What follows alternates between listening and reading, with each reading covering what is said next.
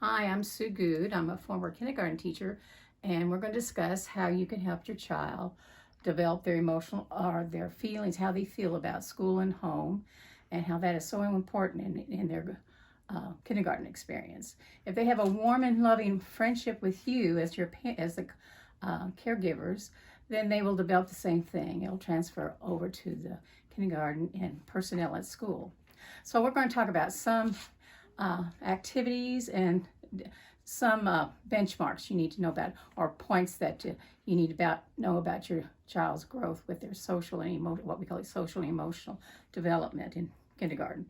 As I mentioned, you should be having where he or she, your child, can get along with your whole family very well, feel very secure and safe with them, like all the parents, of course, and the aunts and uncles and grandparents. They should have very extended, warming relationship outside the family with everybody that's in their family. And that way, when they are feeling very secure or very safe at home, they'll be able to go outside at their development, so they'll be 5, and they'll be able to transfer or be able to take that outside the home and develop that with the school personnel. And that's very important, so that you have especially a close relationship with the people involved with your child's education. And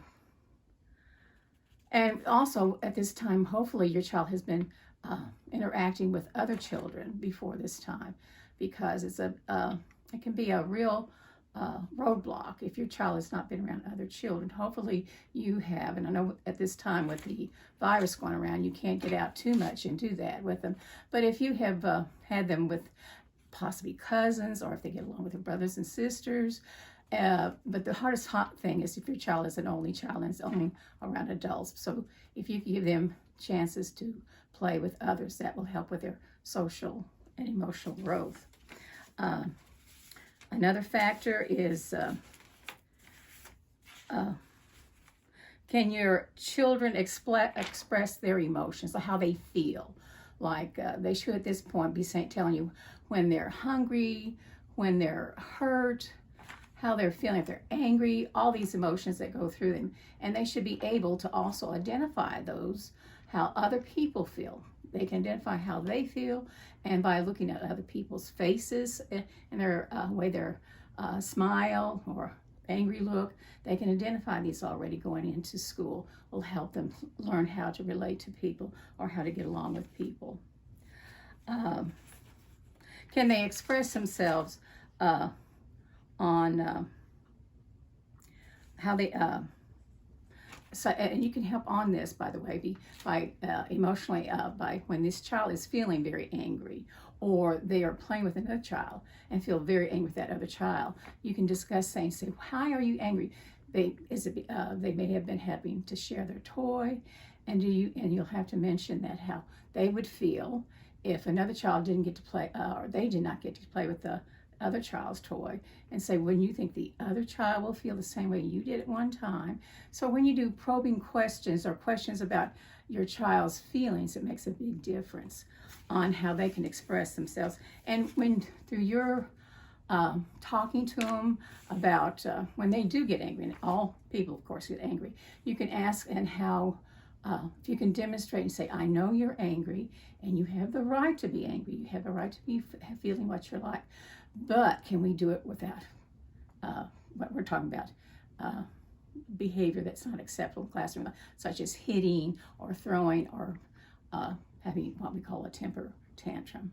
So you need to discuss with your child when they're angry how they can handle it. If you're angry, do you think it'd be better to give them choices where you say, is it better to hit another person, or hit a pillow, or stomp on somebody's toys, or stomp by yourself and count to 5 if they can do that at least. So give them choices of where, when they do have a certain feeling, that they know there are other ways to handle it. Be sure they know they need to know how to control how they're feeling, and especially on what we call impulse control, or how can your child follow like safety rules or rules of the school. they should know they cannot run off when if they're feeling very upset. Like hopefully by now you have taught the child like traffic rules, like when we're out in the store, you do not run off from me, or you don't run on sidewalk to get in the street. Those type of basic rules your child should be able to handle at this time, and should be able to not run around and do whatever they want to in a controlled situation like at school.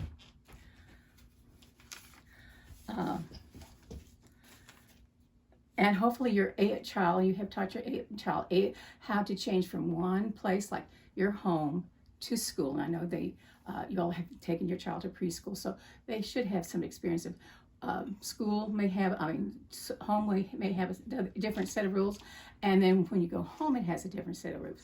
Can they, what we call, adapt or change their behavior at what place they're at? They'll act differently on a playground than they would in a store or in the classroom. So your child should be able to be able to go from one place and one setting to another easily with your encouragement. And your child at this time hopefully can follow rules and know when they do act out on those rules, there is what we call consequences or results of not following the rules. And they definitely have and hopefully they'll, in the kindergarten, will explain those rules. Basic rules like listening is the biggest rule, and staying in line, and following the general school rules. And they'll have some graphic, that means pictures to show them, and colored codes that they have to follow at that time. I want to use my little great niece again to show how we can we're going to sing a song that shows if you're happy and you're sad, and you're angry. Could you help me, Laura? Laura knows this song, and she does pretty good on following rules, don't you, Laura? She's learned to be very good at this because she was in kindergarten this past year. So remember the song, If You're Happy and You Know It? Yeah. If you're happy and you know it, clap your hands and make a smile. If you're happy and you know it, clap your hands. If you're happy and you know it, then you will really show it. If you're happy and you know it, clap your hands. If you're sad and you know it, go boo-hoo. If you're sad and you know it, go boo-hoo. If you're sad and you know it, then your face will really show. If you're sad and you know it, go boo-hoo. And you go through this like if you're angry and you know, stomp your feet. If you're angry and you know it, stomp your feet. If you're angry and you know it, then your face will really show. If you're angry and you know it, stomp your feet. And it goes on and on. This is a favorite Sunday school song that has been around for ages. It's great for singing on this. Like if you notice if your child is angry, then what you can say is maybe when you feel mad about something and you don't like what somebody's doing, maybe you can count your breath. Tell them how they can do that. Hold, count under your breath and go, take a deep breath and count to at least 5.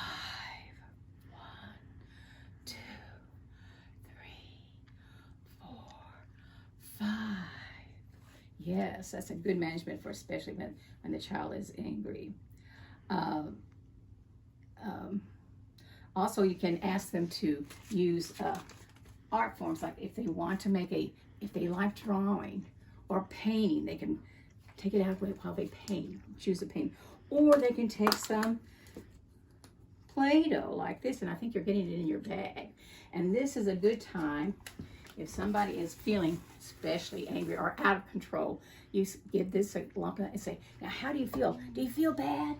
Let's show them how we could do if we felt bad about something. We could squish and squish and squish, and if we feel bad, maybe we can roll it around and think of things. And if you're mad, you can pound it and just go, Just show them how they can do it. Or if they're happy, maybe they want to make a little flat face and make a little happy face with 2 eyes and a smiley mouth. Somebody like that, wouldn't they?